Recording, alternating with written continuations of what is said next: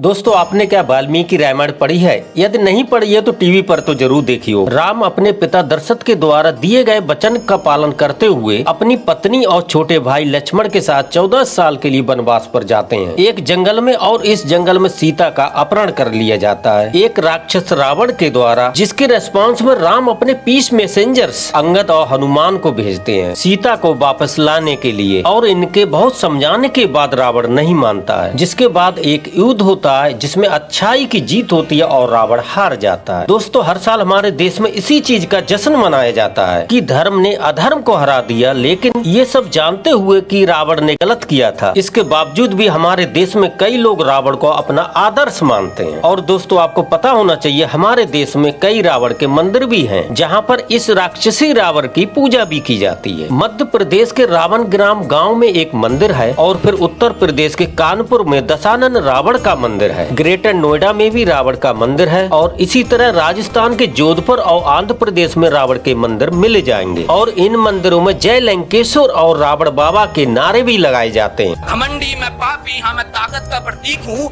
मैं वही दशानन जिद्दी हूँ और थोड़ा सा ढीठ हूँ। तो सुन लो सारी दुनिया वालों के, तुम राम बन जाओ, मैं रावण ही थी। उनको लोग गलत कहते हैं, पर वो गलत नहीं है। अगर उनका इतिहास देखेंगे तो वो बहुत अच्छे विद्वान पंडित हैं। यहाँ पे सभी लोग आते हैं रावण जी के दर्शन करने के लिए, और ये साल में सिर्फ एक बार खोला जाता है। गाड़ी जरूर है, लेकिन बहुत बुद्धिमानी है, उन्होंने बहुत बुद्धि हमको दी है, और हम चाहते हैं हमेशा साल में एक बार मिलते हैं हमको, ये रोज मिले हमको। लोग इस तरह की सिंपैथी दिखाते हैं रावण और कुंभकर्ण को लेकर, और रावण के तीसरे भाई विभीषण को यहाँ तक भी लोग कहते हैं कि घर का भेदी लंका ढाए, और उन्हें गद्दार बताया जाता है। तो दोस्तों, विभीषण की बात करने से पहले रावण की बात करते हैं। सबसे पहले जो आर्गुमेंट रावण के फेवर में उठाया जाता है कुछ इस तरह से। ठीक है, पता है कि रावण ने सीता का अपहरण करा, पर उसकी पॉजिटिव साइड भी देखो। पता है कितना बड़ा विद्वान था, सारे वेद शास्त्र पुराण सब कुछ पढ़ रखा था, इतनी कमाल की वीणा बजाता था, शिव भक्त था, ब्राह्मण था, जलाने लग गए पुतला। ऐसे ही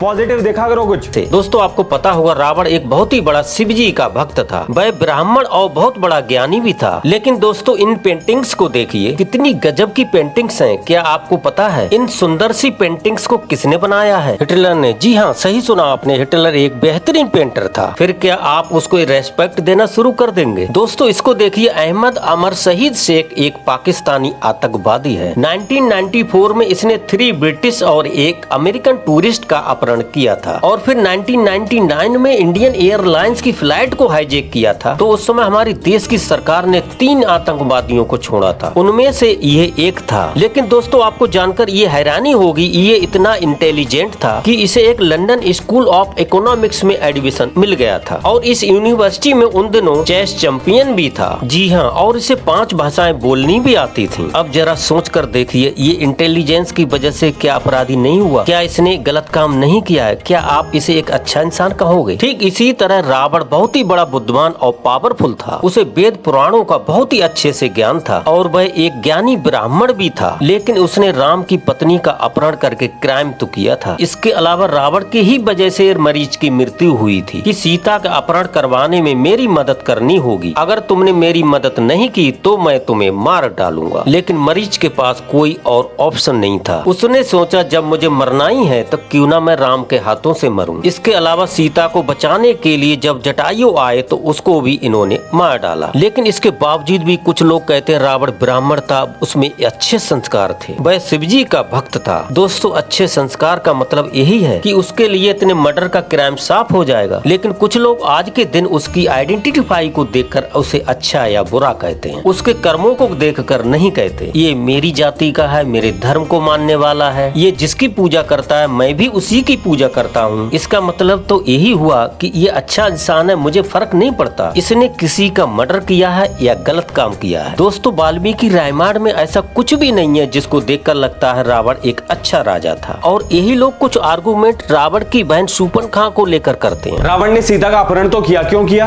अपनी बहन का बदला लेने के लिए। लक्ष्मण ने कितनी बेरहमी से शूर्पणखा के नाक और कान काट दिए थे।